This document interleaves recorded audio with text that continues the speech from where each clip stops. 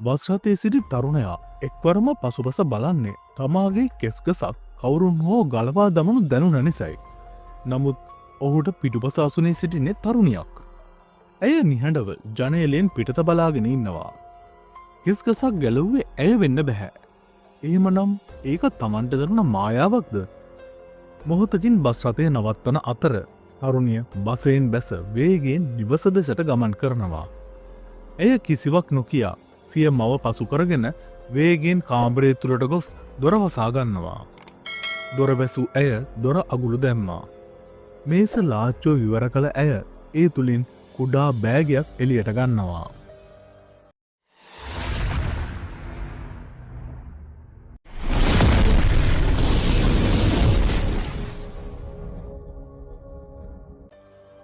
බෑගය තුළින් ඇය කඩදාසියක් පිටතට ගන්නවා. එය උපදෙස් පත්‍රිකාවක්. ඔබ නොටීස් ටකා කෙනෙකු මිලදීගත්තාට ස්තුතියි. ඔබ කෙනෙකුට ආදරය කරනවාද? නමුත් ඔවුන් ඔබ වෙනුවෙන් කාලයවෙන් කරන්නේ නැද්ද? ඔබ ඔවුන් කරන කියන දේවල් දැනගන්න කැමතිද? එහෙමනම් ඒ වෙනුවෙනුයි අපි ඔබට මෙම නිෂ්පාදනය රැගෙනාවේ. මේ තුළින් ඔබේ ආදරණීයන්ගේ සෑම පියවරක්ම ඔබට දැනගන්න පුළුවන්. පත්‍රිකාව කියවූ තරුණිය සිතින් මවාගන්නේ තම මේසය මත ඇති බස් රථයේ සිටි තරුණයාගේ අනුරුවක් දෙස බලාගෙන සිටින ආකාරයයි. ඔහු කරන කියන සෑම දෙයක්ම තමාට බලාගෙන ඉන්න පුළුවන් යැයි ඇය සිතනවා. ඒ තුළින් ඇයට ඔහුව කැමති කරවා ගන්න හැකියාවක් ලැබේවි.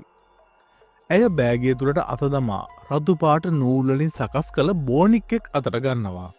ඒ තමයි නොටිස්ටාක. ඇය නැවතත් විස්තර පත්‍රිකාව අතට ගෙන කියවා බලනවා. එහි සඳහන් අන්දමට වශී කරගත යුතු පුද්ගලයාගේ හිසකේ ගසක්ගෙන නොටි ස්ටාකගේ නූල් අතර රැඳවිය යුතුයි. තරුණිය සාක්කුවට අතදමා කෙස්ගසක් එලියට ගන්නවා. මේ ක්‍රමේ හරගියොත් ඇගේ බලාපොරොත්තු සියල්ලම සාර්ථක වෙනවා. ඇය පත්‍රිකාවේ උපදෙස් අනුව අතේ තිබූ කෙස්ගස වශී බෝනික්කාගේ නූල් අතර රඳවනවා. ඇය බෝනික්කාව මේසේ මත තබා මොහොතක් බලාගෙන ඉන්නවා. කිසිම වෙනසක් නැහැ. ඇය කේන්තියෙන් උපදෙස් පත්‍රිකාව ගෙන නැවත කියවා බලනවා. නමුත් විශේෂ උපදෙස් කිසිවක් නැහැ. ඇය කේන්තියෙන් කොලේ ඉරා දමනවා. ඇයි බෝනිකට පනාවෙ නැත්තේ? ඇය කේන්තියෙන් කෑගසද්දී ඇය යමක් දකිනවා. ඇය මතක් පහත්තිී බලනවා. ඇය දකින්නේ බෝනික්කා හුස්මගන්නා බවක්ද. බෝනික්කා හිසහරවා ඇය දෙස බැලුවා. ඇය තිගැස්සී ගියා. එනවා අම්මා යැයි බෝනික්කා තුළි නැසුනා. බෝනික්කා නැගිට ඇවිදින්න ගත්තා. හරියට අභිරූපන රංගනයක් වගේ. නොපෙනෙන දොරවල් හරමින්ගේ බෝනික්කා නොපෙනෙන පුටුවක වාඩි වුණා. දැන් ඔහු රාත්‍රී ආහාරය ගන්නවා වගේ. තරුණිය පුදුමයෙන් පුදුමයට පත් වුණා. බෝනික්කා ජීවමානයි. එය ඇත්තටම වැඩ කරනවා. බෝනික්කා තුළින් ඇයට පෙනෙන්නේ ඇගේ සිද්ගත් තරුණයා ඒ මොහොතේ කරන කියන දේවල්. තරුණිය ඉතා සතුටින් වශීවී ඒ දෙස බලාගෙන සිටියා. ඔහු රූපවාහිනී නර්මණ හැටි, නාන හැටි, නිදාගන්න සූදානමන හැටි ඇය ආසාාවෙන් බලාගෙන හිටියා. මේ බෝනික්කෙක් වුණත් ඇයට දැනෙන්නේ ඔහු ඇය අසලම ඉන්නවා වගේ. බෝනික්කා නින්දට වැටි සිටි ආකාරය බලමින් සිටි ඇයත් අවසානයේ නින්දට වැටුණා. පසුදා උදෑසනම ඇය එම තරුණයා සහ ඔහුගේ යහළුවා පසු කර පිටුපසම ඇති අසුනක වාඩි වුණා. කිසිවෙකුට හෝ නොපෙනෙන ලෙස ඇය බෝනික්කා රැගෙන ඇගේ කනළඟ තබාගත්තා. පිරිමි ළමයා ඊයේ රාත්‍රී නැරඹූ ක්‍රියාදාම චිත්‍රපටයක් ගැන යහළුවා සමඟ කතා කරන දේවල් ඇය බෝනික්කා තුළින් අසාගෙන හිටියා. ඇයට අවශ්‍ය වුණ දේවල් ඇය දැනගත්තා. පසුදින තරුණයා ආසලේ සිය ලොකරේ විවෘත කරගෙන සිටින අවස්ථාවක තරුණිය ඒ අසලට එනවා. ඇය අතින් ඇගේ පොත්තික ඔහු ඉදිරිය අතහැරන ආකාරයට ඇය රඟපෑමක් කරනවා. තරුණයා ඇයට උදව් කරන අතරේ පොත් අතර තිබූ එක් චිත්‍රපටයක DVD තැටියක් දකිනවා. ඇය ඉතා ආසාාවෙන් නරඹන එම විද්‍යා ප්‍රබන්ධ චිත්‍රපටය ගෙනාවේ ඇගේ යහළුවෙකුට දෙන්න බව ඇය පවසනවා. ඔවුන් දෙදෙනගේම කැමැත්ත එකම ආකාරය චිත්‍රපටයකට වීම කොයිතරම් අහම්බයක්ද.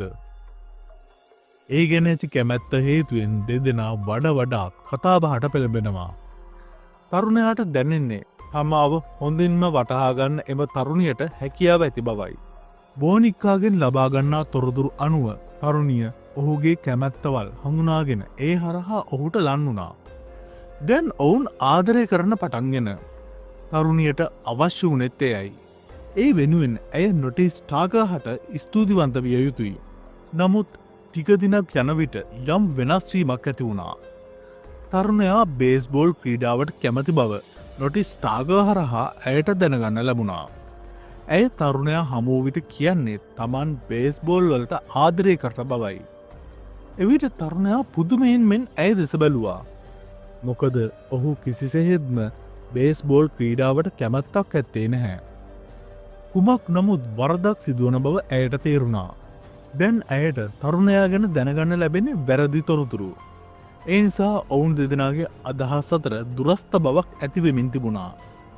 දිනක් ඇය නොටිස් ටාග හරහා දකින්නේ තරුණයා තරුණියක හා සමීපව කතා කරබෙන සිටිනා බවක්. ඇය මේ සිදුවීම කුතුහලයකින් බලාගෙන සිටියා. මේ ඔවුන් සිපගන්නවාද? ඇයට ඇතිවුණේ තරහක්. ඇගේ කෝපය එන්නම වැඩි වුණා. ඇයට ඇයව පාලනය කරගත නැහැකි වුණා. ඇය බෝනික්කාව අතටගෙන ඈතට විසි කළා. තරුණයා ඉන්නේ කා සමග වුණත් ඔහු සොයා යන්න ඇය තීරණය කළා. ඔවුන් දෙදෙනාටම පාඩමක් උගන්වන්න ඇය කෝපෙන් සිතාගත්තා. තරුණිය සිය පාපැදියෙන් මාර්ගය දිගේ ගමන් කළා. ඒ වන විට යම් වර්ෂාවකුත් ඇදහැලවින් තිබුණා. ඇය ආවේ දින කිහිපයකට පෙර තරුණයා සමඟ කතාකිරීමට පැමිණි උද්‍යානය අසලටයි. එතන මෝටර් රථයක් නවතා තිබුණා. ඇගේ පෙම්වතා වෙනත් තරුණියක සමඟ ඇත්තේ ඒ තුළ විය හැකි බව ඇයට සිතුනා. ඇය කෝපයෙන් දත්මිටි කමින් අතේ ඇඟිලි තදින් ගුලි කරගනමින් ඒ දෙස බලා සිටියා. නියපොතු නිසා අගේ ඇත තුවාලවී ලේගලන්න ගත්තා. ඇය දැඩි කෝපයෙන් ඔවුන් දෙදනාගෙන් පලිගන්න සිතුවා. ඇය පාරපනිනවා සමගම වේගෙන් පැමිණි මෝටර් රථයක ඇයව හැපෙනවා. වහාම මෝටර් රථය නවතා ක්‍රියදුරු ඇය වෙතට දුවගෙන යනවා. ඒ පැමිණියේ ඇගේ පෙම්වතා. ටයරයක් පුපුරායාම නිසා පාරයේ නවතා තිබුණ මෝටර් රථයේ පැමිණි වයස්ගත යුවලත් අනතුර සිදු ස්ථානයට දුවගෙනවා. තරුණයා බලා සිටියදීම ඇය අවසන් හුස්ම හෙලනවා. එම තරුණියට සිදුව අවාසනාවන්ත සිදුවීම හා සමාන සිදුවීම් කිහිපයක්ම වාර්තාවී තිබෙනවා. ඔවුන් ගොදුරුවනේ බලවත් විෂමතාවයකටයි. ඒ SCP-693 ලෙස හඳුන්වන නොටිස් ටාග.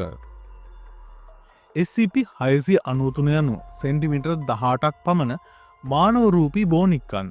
ඒ සෑම බෝනික්කෙක්ම රතු, නිල්, කහ හෝ කළු යන තනිපාට නූලකින් සාදා තිබෙනවා.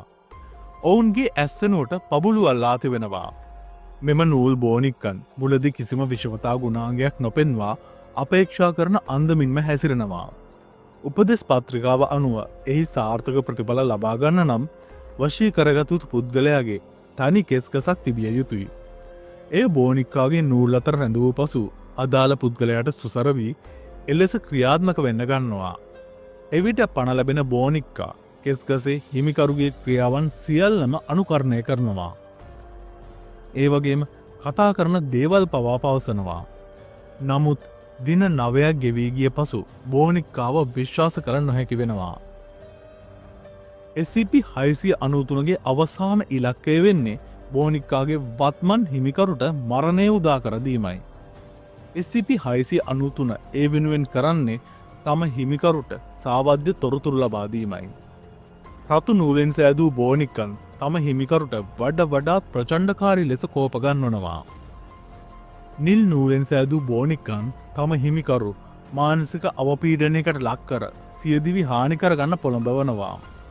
කහ නූලෙන් සෑදූ බෝනික්කන් තම හිමිකරු නොගැලපෙන ක්‍රියාවන් සඳහා පොළඹවනවා. කළු නූලෙන් සෑදූ බෝනික්කන් තම හිමිකරු අති භයානක ක්‍රියාවන් වලට යොමු එන්න පොළඹවනවා. වඩාත් සිත්ගන්නා සුළු කරනවන්නේ SCP-693 ජීවත්ව සිටින අයට පමණක් නොව මියගිය අයටද අනුගතවීමයි. මියගිය අයෙකුගේ කෙස්කසක් රැඳ වූ පසු බෝනික්කා සිය හිමිකරුට ආධ්‍යාත්මික මඟ පෙන්වන්නෙකු ලෙස ක්‍රියා කරන්න ගන්නවා. ඒ වුණත් දින 9ක් ගෙවන පසු හිමිකරු මරණයට පත් කරන මාර්ගයක ගෙන යන්න මේ බෝනික්කා උත්සාහ කරනවා. යම් SCP-693 නිදර්ශකයක් එහි හිමිකරුගේ මරණයට හේතු වූ පසු නව SCP-693 නිදර්ශකයක් ඔහුගේ මළසිරුර අසල දැකගන්න ලැබෙනවා. මෙවැනි බෝනික්කන් කිහිප දෙනෙකුම නොටිස් ටාක බින්දිතයන් අසලින් සොයාගෙන තිබෙනවා. දැනට ඒ සියල්ලම SCP පදනම භාරයේ පවතිනවා. ඒ අනුව රතු බෝනික්කන් 7ක්, නිල් බෝනික්කන් 10ක්, කහ බෝනික්කන් 5ක් සහ කළු බෝනික්කන් 1ක් පදනම සතුව පවතිනවා.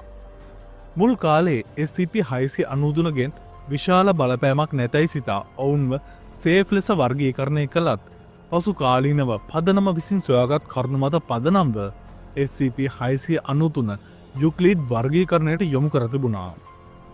හැමදාමත් අපෙන් SCP කතා ඉල්ලපු රසිකයන් වෙනුවෙන්ම අද අපි SCP-693 කතාව අරගෙන ආවා. ඉතින් මේ ගැන ඔයාගේ අදහසත් අපට කමෙන්ට් එකකින් කියන්න. ඒ වගේම ඔයා කැමති SCP කතා ගැනත් කමෙන්ට් කරලා කියන්න.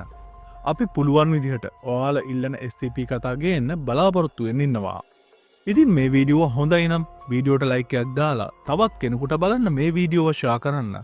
ඔයා තවමත් අපව සබ්ස්ක්‍රයිබ් කරලා නැත්නම් මේ වගේ අපූරු SCP කතා බලන්න අපව සබ්ස්ක්‍රයිබ් කරලා නොටිෆිකේෂන් බෙල් අයිකන් එකත් ක්ලික් කරලා තියාගන්න. තවත් මෙවැනි අපූරු වීඩියෝකින් හමු වෙනතුරු ඔබට සුබ දවසක්.